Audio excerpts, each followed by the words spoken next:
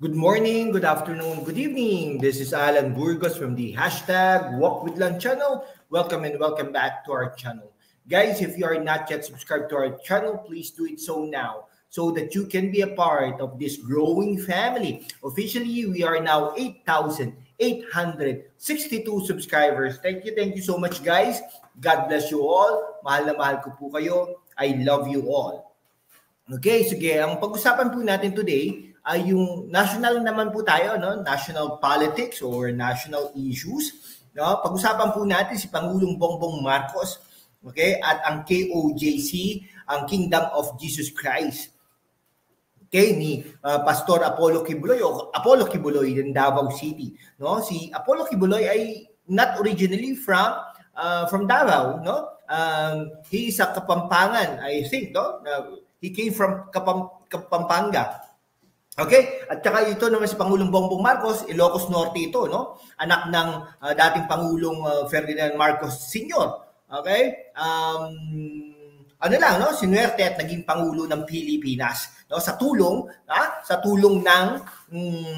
ng mga Duterte, no? Sa tulong ni Sara Duterte, okay? Sa tulong ni Pastor Apollo Kibuloy, no? Siyempre tulong din ng mga Pilipino na nagnanais ng kaginhawaan, unity at continuity, no, nung nakaraang administrasyon. Kasi aminin naman po natin, marami pong nangyari magaganda nung administrasyon ni Pangulong Rodrigo Roa Duterte. Marami po siyang ligasiya, no? Aminin naman po natin. Ako, yung war on drugs niya ay talagang para sa akin ay okay 'yon, no? Not necessarily digging down deeper, no? Nasa sa inyo 'yon. Pero sa akin, no, dun sa malinis, no, okay pag naglalakad ka, no? Walang mga drug addict diyan at saka takot na takot ang mga tao na pumaslang at saka manggago ng tao, di ba? Oh, di ba yung sa airport pa nga lang, yung talimbala, siya yung nag-ayos nun. Okay? Takot na takot kasi yung mga taong siraulo, no? Siraulo sa kanya, no? Siraulo sa bayan. Okay, mga kurakot. Ito mga politikong pulpul na ito, talagang akala mo naman ay napakalinis din, no? Pero alam na po natin kung ano ang mangyayari diyan. Okay? Itong mga ito ay talagang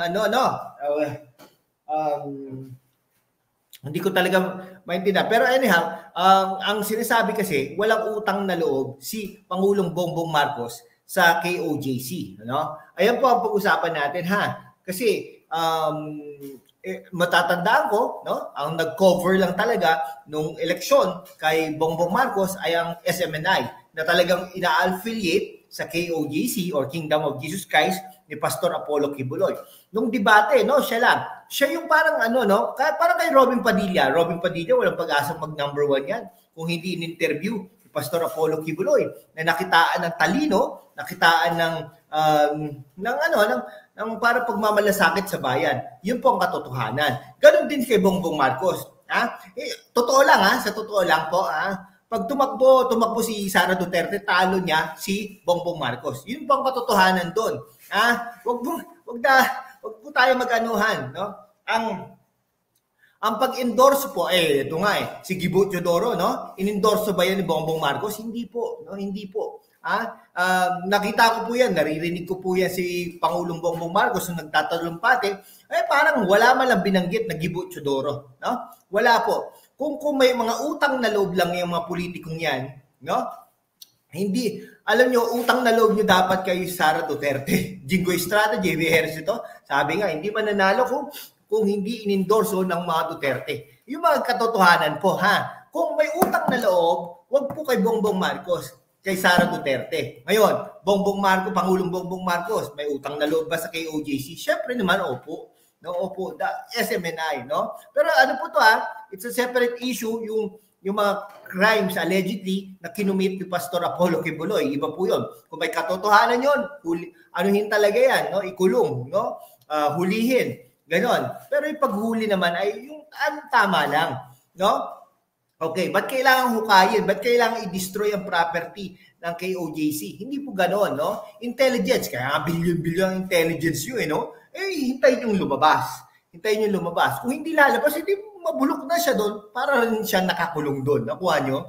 No? Intelligence. Magpanggap kayo na magsiservisyo sa kanya, no? Hanggang mahuli siya. No? Hindi yung putang maghuhupay kayo, 11 days kayo nandyan. Na? Hindi tama yun.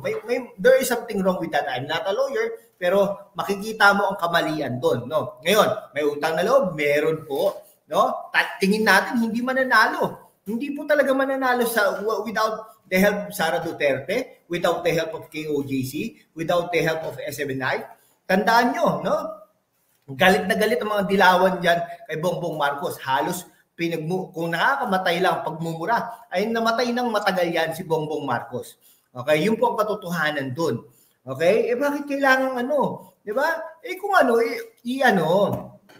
hindi naman sinabing utang na loob tapos protektahan, iba yun. Magkaiba yun. Pero sinasabi lang natin, intelligence, no? KOJC, pwede mo naman kaibiganin yan. SMNI, pwede mo kaibiganin yan. Pero it is not the same issue. Pag nakita mo si Pastor Apollo Kibuloy, hulihin mo. Na parang ginagawa ni Erap dati, di ba? Pero nung kunwari, nag-press conference kay Zarcal yata yun no? O kaya, basta meron, Joe Pring, parang ganon, hinuli si Joe Pring. Hinuli si Joe Pring ni Erap, no? Right there and then, nag-press conference, hinuli niya. Kasi po, ganun po dapat talaga. Yung intelligence, ang mo, hindi yung, di ba? Ngayon, parang you're so tough to, tingnan natin kung at the end of the day, kung sino ang kakampi mo. No? Siyempre, kakampi ba sa'yo yung mga, mga dilawan? Hindi kakampi sa'yo yan. Temporary lang. Yan ang much more of temporary. Pero kung kunwari, si Sara Duterte ay talagang inalagaan mo hanggang huli, ay talaga naman gaganda ang Pilipinas. Pero ngayon, unti-unti na. No? Yung Dolomite na ay wala na. Boracay, wala na rin. At saka yung mga kung ano-ano pa na mga proyekto, yung mga big projects ng Duterte, wala na rin. Parang parang Vico Soto, no? Pinabayaan ang mga proyekto ng Eusebio para yung legasiya niya ay ganon, no? Hani Lacuna, ganyan din, no? Unti-unti, mabuti nakita ng maaga ni Isko Moreno, no? Unti-unti pinababayaan ng mga pinapatayo ni Isko Moreno until such time na mawala ito mga to at magpatayo ng bago, siya ang may legasiya. Vico Soto, ganyan din. Perfect example. Kung alam niyo po, kung nanonood po tayo sa ating programa, galit na galit po tayo sa mga ganyang mga politikong pulpul, no? Mga politiko po yan na talaga, akala mo, they are promoting transparency, good governance, pero hindi po katotohanan yon. Unti-unti po nilang binubura mga legasiya ng mga kalaban nila until such time na mawala na yung mga yon at ito, mawala na yung mga yon at sila na ang may legasiya. Pasig City Hall, for example, ang example po niyan, no? Yung City Hall, no? Di ba? Pinabayaan. Nakita po natin yan, no? Personal po natin nakita ang City Hall na pinabayaan, no? Balita nga po natin, hindi pa nag-appropriate ng para maintenance, hindi po ni-maintain, hindi tumutulo-tulo, no? Until such time na sinabi recently ni Mayor Vico Soto na nakakatakot po kasi. Kasi nga po hindi nyo maintain. Hindi nyo maintain yung structure 'Di ba? Nako, papalusot Di ba? Kaya po, ang KOJC ay dapat lamang na magsabi na may utang na loob ka, Pangulong Bongbong Marcos, sa KOJC, sa pangunguna ni Pastor Apollo Kibuloy. Okay? Sige po, hanggang dito na lang po. Maraming salamat po sa inyong lahat. God bless you all.